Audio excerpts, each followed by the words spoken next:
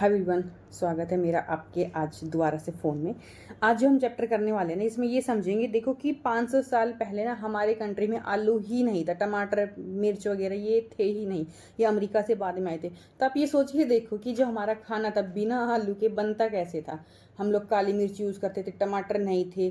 तो इवन आप समोसा जो खाते हो, आपके मोस्टली फेवरेट चीज़ों में आलू डलता है, तो वो चीज़ें कैसे बनती थी। तो हम ये सारी चीज़ें देखेंगे। आज हमारे पास जो आज सारी चीज़ें अवेलेबल है ना, वो थी ही नहीं। वो अलग अलग कंट्री की जब डिस्कवरी हुई है तो हमारी चीज़ें उनके पास गई, जैसे कि हमारे यहाँ से वो लोग काली मिर्च लेके गए थे, और चीज़ें वहाँ से यहाँ आई है। तो ये कैसे चीज़ें टाइम के साथ साथ हिस्ट्री में क्या चीज़ें चेंज हुई है, हम हर एक चीज़ क्या क्या हुई है, इन शॉर्ट आप पूरी दुनिया की स्टोरी एकदम से कवर कर लोगे। तो बिना टाइम वेस्ट करे शुरू करते हैं। ये हमारा एक ऐसा रिवीजन हो जाएगा ना कि आप इसमें 5000 साल की पूरे फूड की हिस्ट्री, डिजीज, ट्रेड, रेजिलियंस, सारा का सारा इन शॉर्ट कम से कम टाइम पे, कि आपके डायरेक्ट इसमें से एक एग्जाम में क्वेश्चन बनेंगे। और एकदम आप इतने अच्छे नोट्स है ना, आप यूं के यूं पॉइंटर और जो डायग्राम फ्लो चार्ट वगैरह है, आप उसको अपने एग्जाम में बनाओगे तो आपको मार्क्स जो है वो एक्स्ट्रा मिलने ही मिलने हैं। तो देखो एक बार आप मैप देख लो। The foundation of civilisation and time. आपका ये पूरा वर्ल्ड है, ठीक है। यहाँ अपना ये इंडिया है, एशिया, यहाँ अफ्रीका, ये यूरोप हो जाएगा, और यहाँ पे अभी अमेरिका नहीं है। अमेरिका हम देखेंगे कि बाद में इसकी कैसे डिस्कवरी हुई थी। तो देखो हमारी जो इंसान थे ना, वो शुरुआत हुई थी एकदम स्टार्टिंग में अफ्रीका वगैरह से, ठीक है। अफ्रीका से वो धीरे धीरे यूरोप में फैले, एशिया में आए। हमारे आप देखोगे सबसे पुरानी जो हम सिविलाइजेशन पढ़ रहे थे ना, कि लोगों ने शहरीकरण होना कैसे शुरू करा था। सबसे पहले हमने देखा था कि आदि मानव वगैरह होते थे, लेकिन हम मेन पढ़ते हैं कि शहर की तरह लोग रहना। देखो एक तो होता था पहले वो जंगलों में रहते थे, फिर उन्होंने एग्रीकल्चर वगैरह करनी शुरू कर दी। एग्रीकल्चर तो नॉर्मल चीज होती है, जब उन्होंने प्रॉपर शहर की तरह प्रॉपर मेंटेन करके लाइफ चीजें सीखनी शुरू करी, रहना शुरू करा ना, वो सबसे पुराना हमें देखने को मिलता है इंडस वैली सिविलाइजेशन। चाइनीज देखो, आप मैप में प्रॉपर लोकेशन देखते रहो। मेसोपोटामिया की आप सिविलाइजेशन पढ़ते हो, इजिप्ट की। इजिप्ट की आप देखते हो ना, मम्मीज वगैरह की पुराने टाइप में कैसे फेरोज वगैरह को ऐसे कवर करके रखते थे।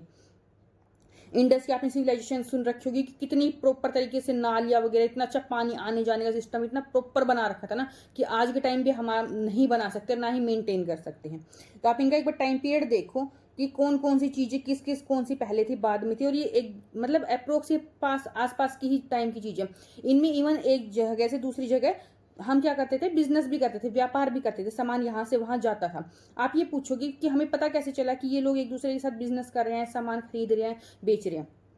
अब देखो इंडस वैली पे कोई सामान बन रहा है, आपको पता कैसे चलेगा, पुराने टाइम पे हम जाके तो देखेंगे नहीं बन रहा था। अब यहाँ पे वो सामान बनने की आपको फैक्ट्रीज मिलेगी खुदाई में, ठीक है। जैसे कि यहाँ पे मोती बीड्स इंडस्ट्री आपको मिल गई, तो इसका मतलब वो चीजें यहाँ पे बन रही है। लेकिन वो जो चीज बनी है ना, वो अगर आपको मेसोपोटामिया में, चाइनीज में, इजिप्शियन में आपको मिल रही है, यानी कि ये लोग यहाँ से खरीद के वहां लेके गए हैं। तो ऐसी चीजें सेम, मतलब आप पता लगा लोगे। कोइंस है, कोइंस यहाँ के है, मतलब पैसे आप दे के चीजें खरीद रहे हो ना, वहां पे कुछ उनका सिस्टम होता होगा। वो सील है कि कोई सामान पे सील लगा के बेच रहे हैं, वो एक जगह की थी दूसरी जगह मिल रहा है, मतलब सील बनाने का सामान तो यहाँ पे मिल रहा है, ठीक है, यहाँ की सील है, लेकिन वो सील लगी हुई यहाँ पे मिली है। तो इन चीजों से हमें पता चलता था कि अच्छा यहाँ पे चीजें बनती थी, इस टाइप का यहाँ पे डेवलपमेंट हो चुका था, और यहाँ से लोग ये चीज खरीद के यहाँ पे लेके जाते थे, इस चीज की डिमांड थी। अब एक बार हम मैं टाइम पीरियड आपको बता देती हूँ। देखो हम जीरो टाइम पीरियड मानते हैं, जो हमारे जीसस थे ना, हम क्रिश्चियन क्योंकि चीजें बनाई हुई है कि उनका इस टाइम पे बर्थ हुआ था। उसके बाद अगर हम टाइम ले लेते सीई यानी कि कॉमन इरा, और उससे पहले हम टाइम ले लेते बीसी यानी कि बिफोर कॉमन एरा। तो हम ऐसे टाइम पूरी हिस्ट्री को पढ़ते हैं कि देखो अब ये जो हम नीचे यहाँ पे टाइम लिखा हुआ है ना, आपका ये लिखा है बीसीई में सबके नीचे, यानी कि ये जीरो से पीछे बीसीई में पीछे जा रहे हैं। यानी कि पहले यहाँ पे 100 आएगा, 200 आएगा, 300 आएगा, 400 आएगा। तो अब आप उल्टी तरीके से देखोगे कि हाँ कौन सी चीजें पुरानी है।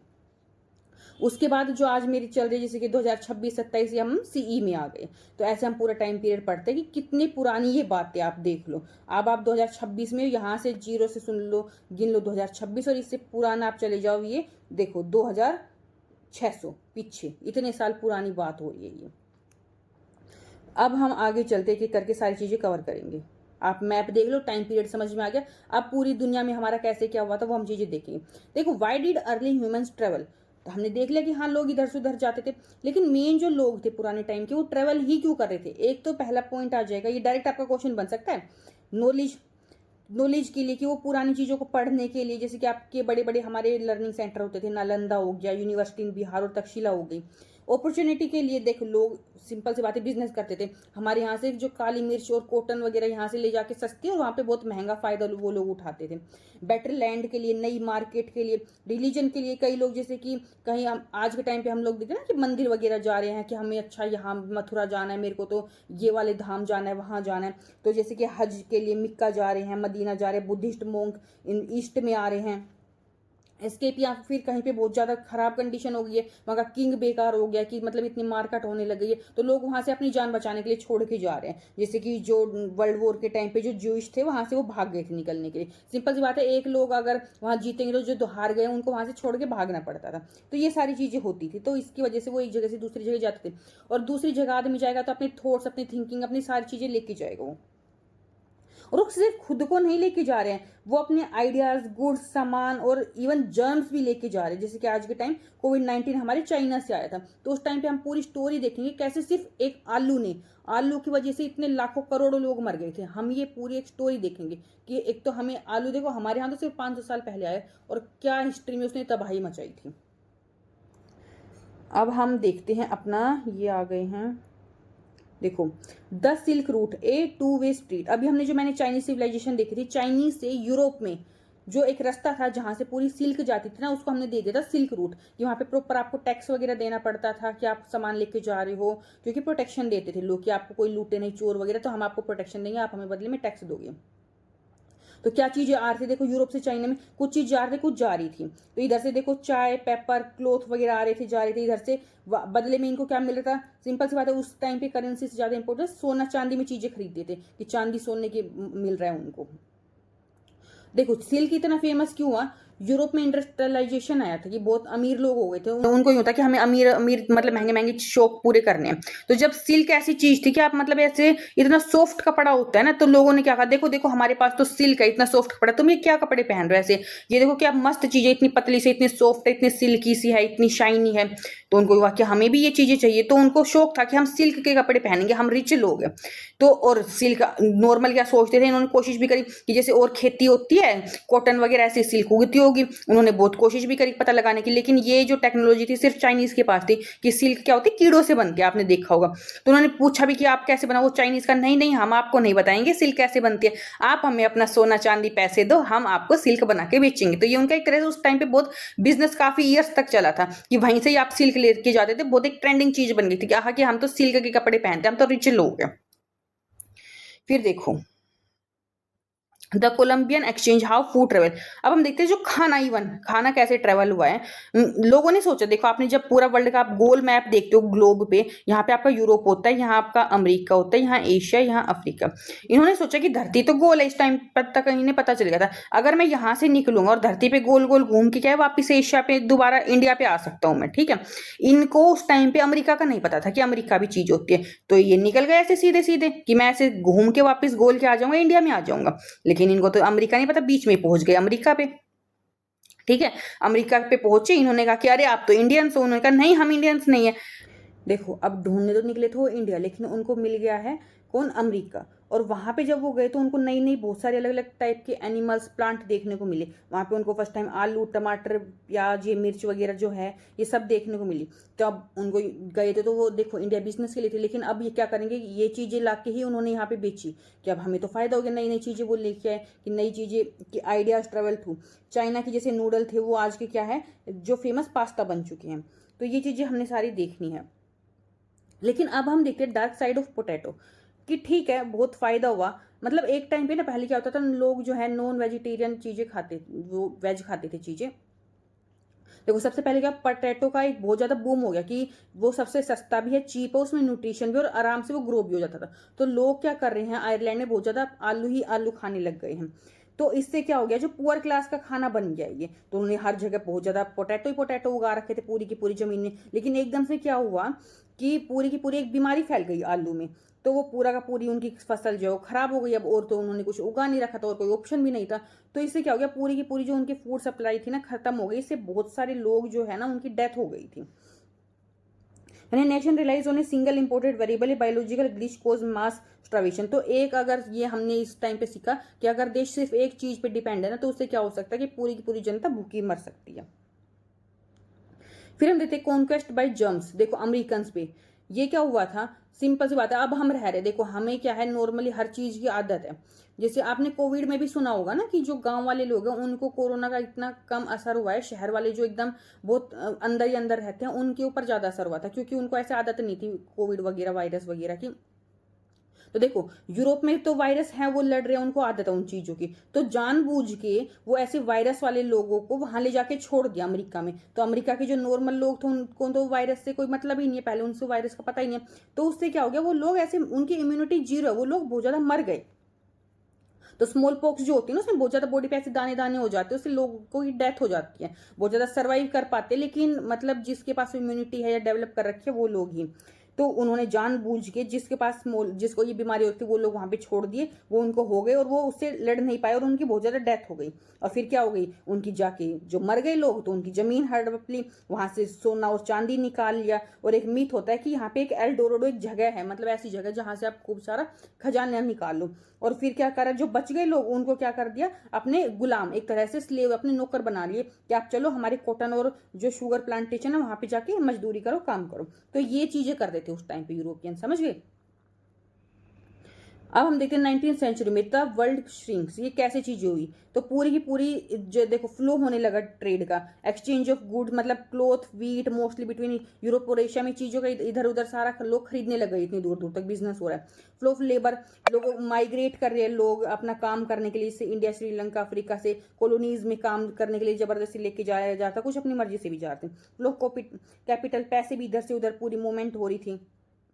तो क्या कह रहा है, Britain extracted an estimated $45 trillion from India over it's rule, मतलब इंडिया से उन्होंने 45 ट्रिलियन रुपए निकाल लिए हैं, जो कि उनके जीडीपी के आज आधे हैं। देखो कितने पैसे वहां पे गए थे यहां से। अब देखते हैं कोर्न लो यहाँ पे बना था, क्या हो गया था कि वहां के लोग ना बहुत ज्यादा कोर्न खाते थे, ठीक है, यूरोप के यूके के, तो उन्होंने एक मतलब पॉपुलेशन जब एकदम से वो इंडस्ट्रीज वगैरह इंडस्ट्रियलाइजेशन बहुत ज्यादा इंक्रीज हो गई, तो अब उनको क्या था कि हमें मक्के खाने पड़ेंगे। तो लोग जो बड़े चंट थे जो मक्की बेचते थे, उन्होंने कहा कि गवर्नमेंट को जाके आप रूल बना दो कि बाहर से भी मक्के आने लग रहे हैं, तो लोग वो भी खरीदते, आप रूल बना दो कोई भी बाहर से मक्का आएगा ही नहीं, हम जो देश में उगा रहे वो ही खरीदेंगे, तो हम लोगों का ही बस फायदा होगा।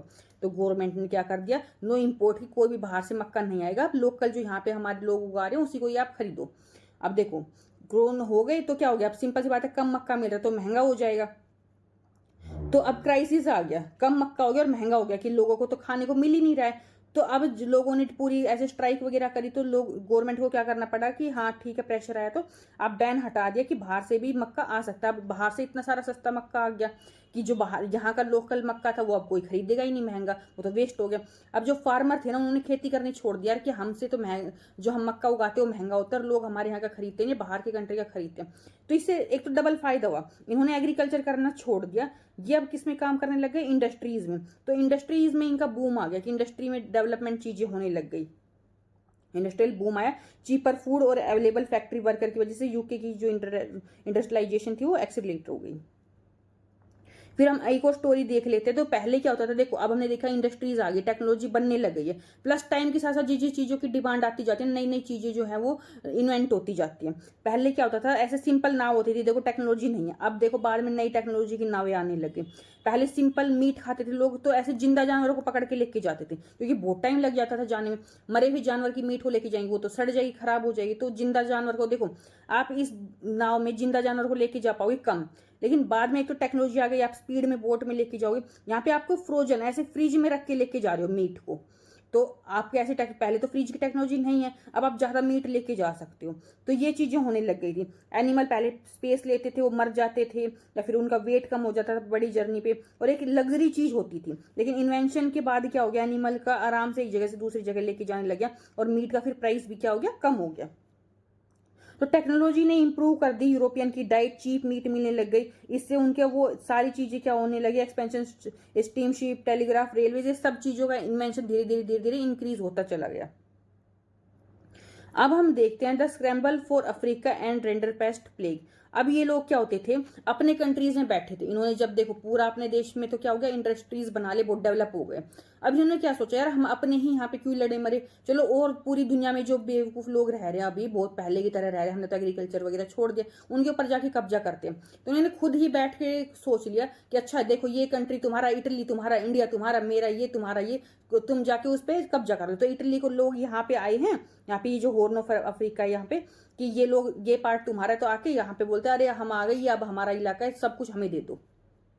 ठीक है, तो बोलते कि हम तुम्हें क्यों वो कहते कि हाँ ये हमारा इलाका, हमने तुम पे टैक्स लगा दिया, तुम हमें पैसे दो। कहते टैक्स नहीं देंगे, वो जबरदस्ती उनपे कि ये रूल करो वो रूल करो, मतलब इतना मजबूर कर दिया कि आपको हमें टैक्स देना ही देना पड़ेगा। फिर क्या हो गया, अफ्रीकन में क्या हुआ, ये अपने अभी कैटल भी बाहर से लेके आए, सिंपल सी बात है, सब कुछ लेके आ रहे, अपने कैटल भी लेके आएंगे। अब इनके कैटल के पास तो इम्यूनिटी थी, वो बीमारियां थी, इनके पास थी नहीं, वो दवाई वगैरह भी देते थे। तो यहाँ पे जो अफ्रीका की कैटल के पास इम्यूनिटी नहीं थी, तो इसीलिए एशियन की रिंडरपेस्ट वायरस की वजह से यहाँ के जो अफ्रीका के नॉर्मल जो कैटल थे वो सब मर गए, 90%, देखो कितना ज्यादा। तो अब उनका इकोनॉमी कोलैप्स हो गई। अब सिंपल सी बात है, वो तो अपने जानवरों पे, अपनी खेती पे डिपेंड थे, अब ये चीजें हो जाएंगी, उनका तो पूरा सिस्टम खराब हो जाएगा। उनको पैसे चाहिए, पैसे किससे मानेंगे, अंग्रेजों से। वो कहेंगे कि अब तुम हमारे अंदर गुलाम आ गए, हमारी गुलामी करो।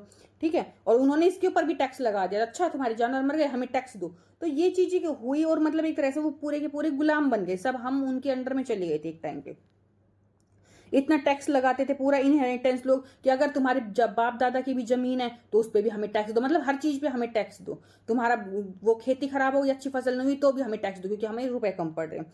फोर्स लेबर किया, अच्छा तुम्हें, वो कहेंगे हम जी टैक्स कहाँ से दे, हमारे पास पैसे नहीं, कोई नहीं, तुम हमारी मजदूरी करो, हम तुम्हें पैसे देंगे, वो हमें तुम्हें टैक्स दे देना। हमें मतलब हर तरह से तुम टैक्स देने पड़ रहे, हम काम करें, मजदूरी करें तो भी, नहीं करे तो भी, सारा पैसा अंग्रेजों को देना पड़ रहा था।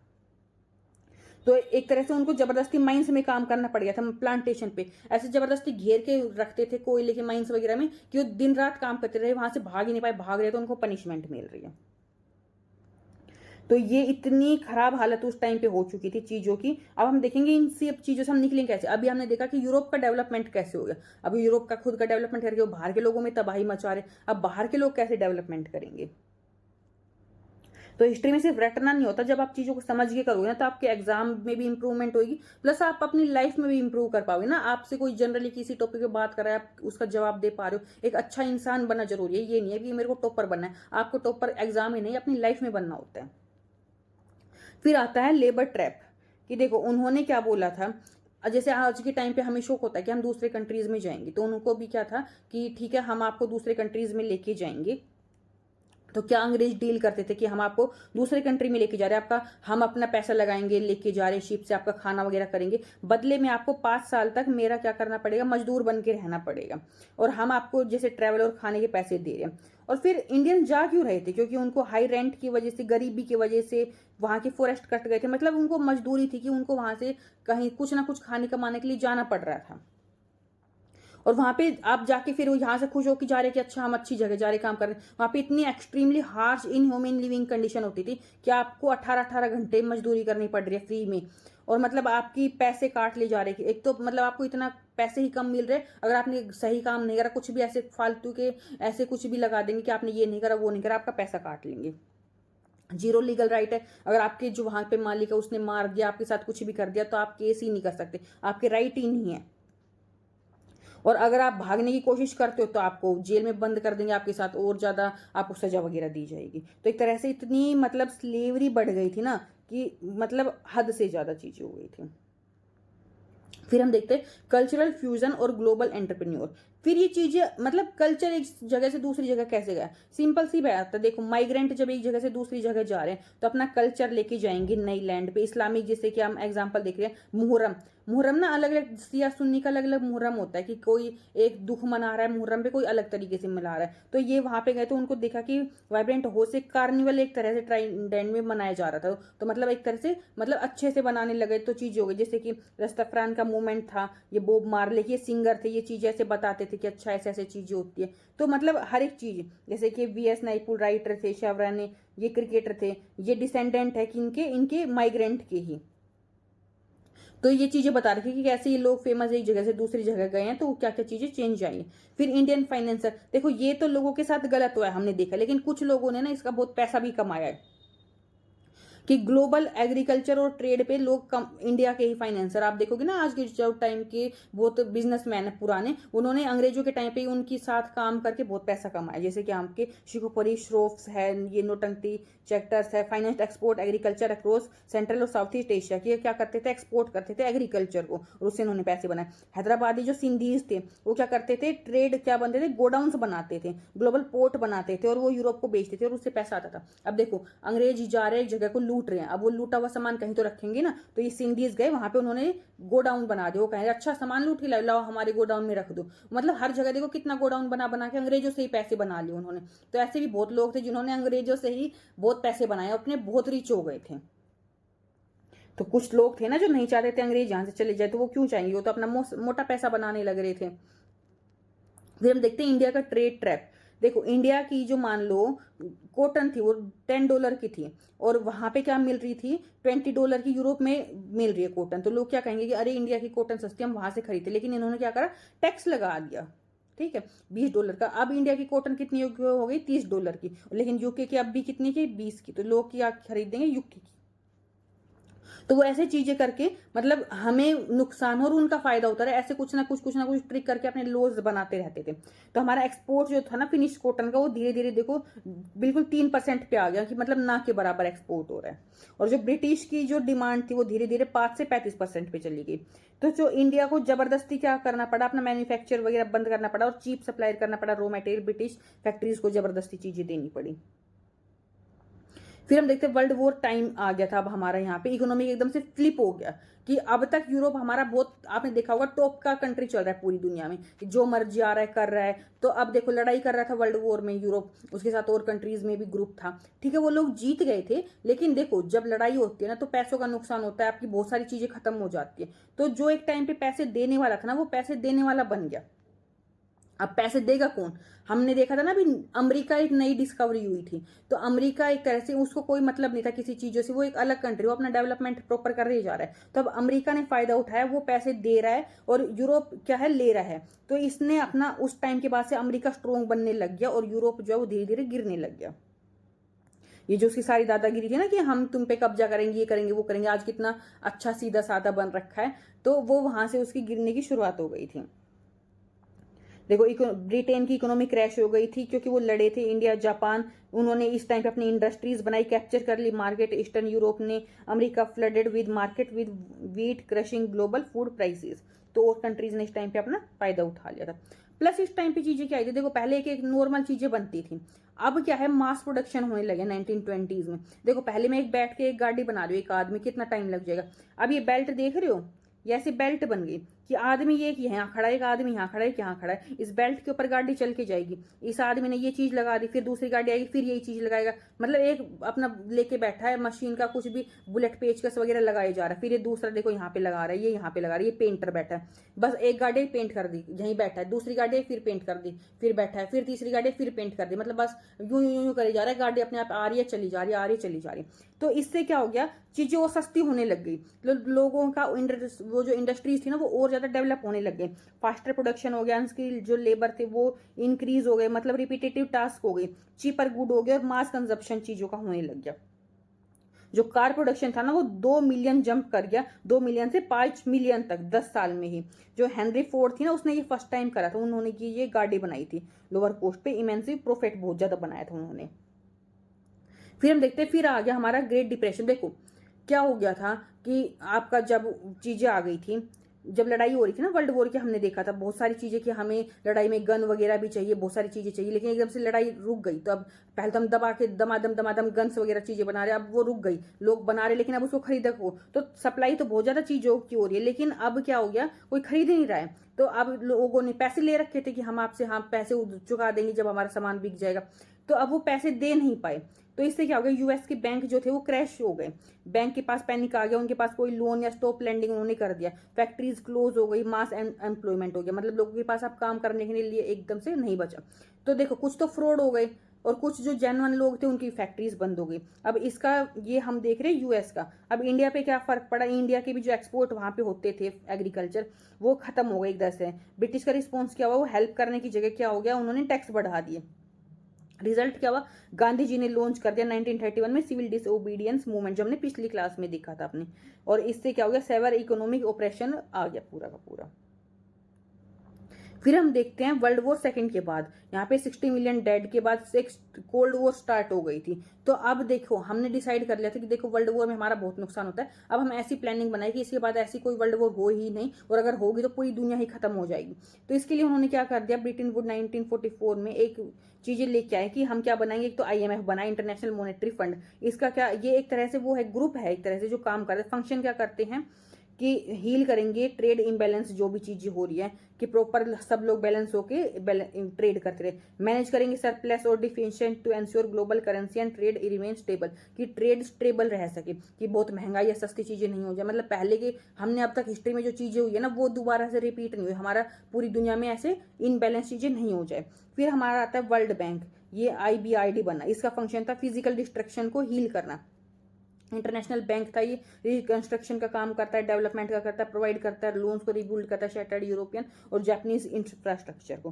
फिर ये मीटिंग इसकी होती है ब्रेटन वुड्स में, न्यू हैम्पस्टर जो है USA का। ये cemented the US dollar as the global reserve currency, और ये पूरा का पूरा बैंक किस में चलता है, US डॉलर में सारा का सारा काम करता है।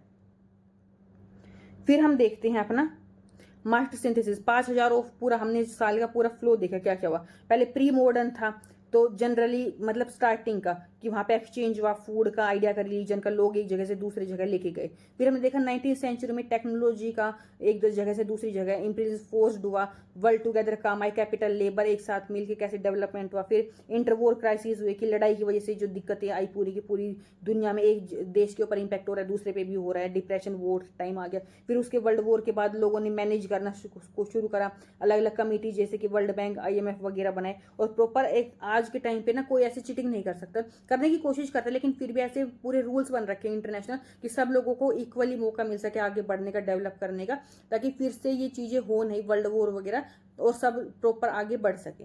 तो मिलते हैं अपने नेक्स्ट चैप्टर में। Okay, bye bye.